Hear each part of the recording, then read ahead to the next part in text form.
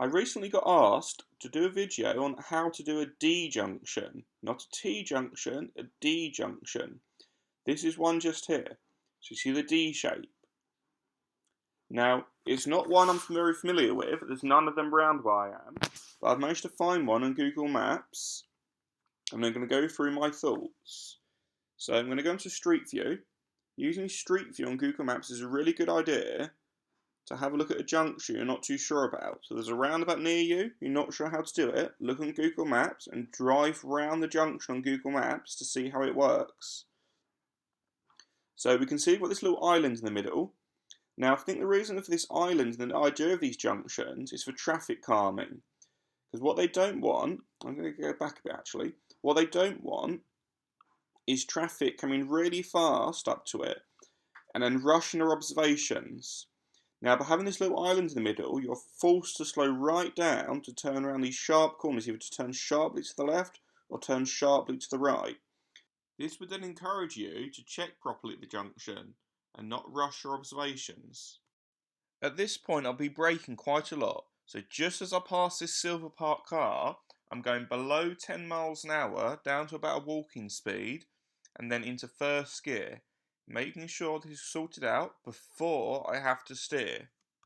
Due to the sharpness of the corners and the narrowness of the road, if you try to change your gears and reduce your speed on the corner, you may get into a muddle and select the wrong gear. When you have really quite good car control and you've had a lot of practice, you may be able to do it in gear 2, but I'd probably suggest gear 1 if you're not sure. Now, if we're doing a left turn, what I'd be tempted to do is go down this way.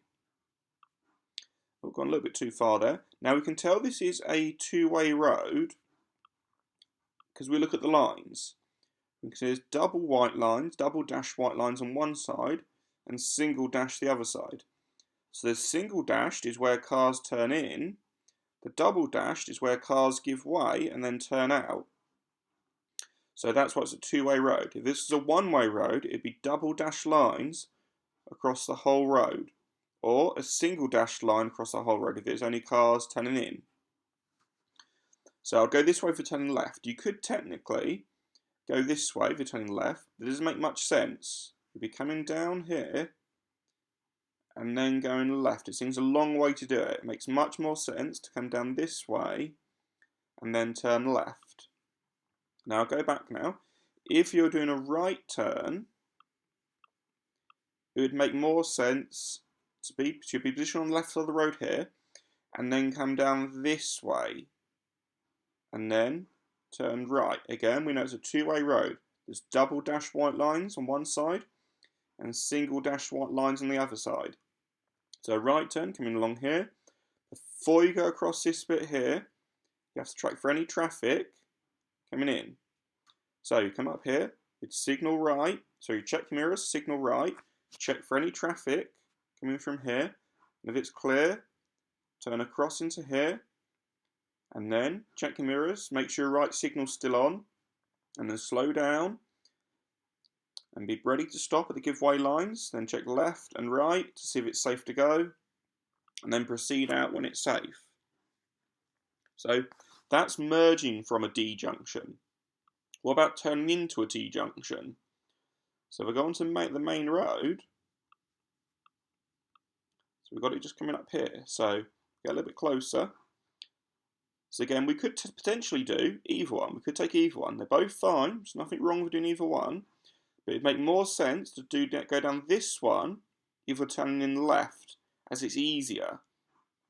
So you'll check your mirrors, signal left, and then just turn in. Because there's no one to give way to here, because any oncoming traffic should give way to you.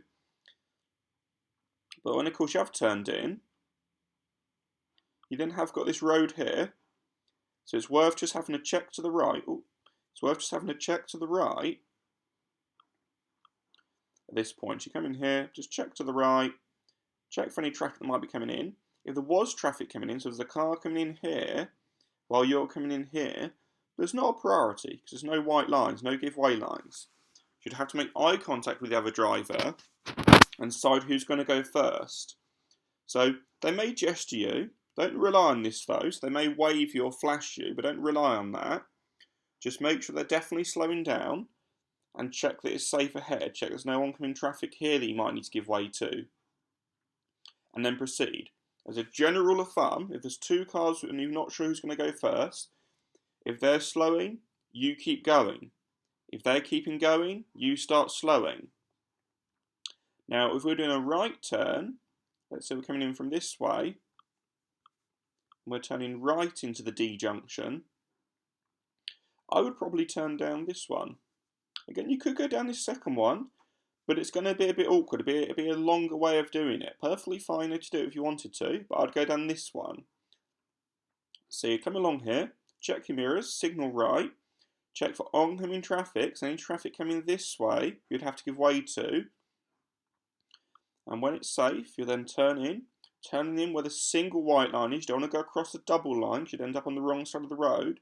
We don't want to cut the corner either. And then once coming here, we're coming very slowly.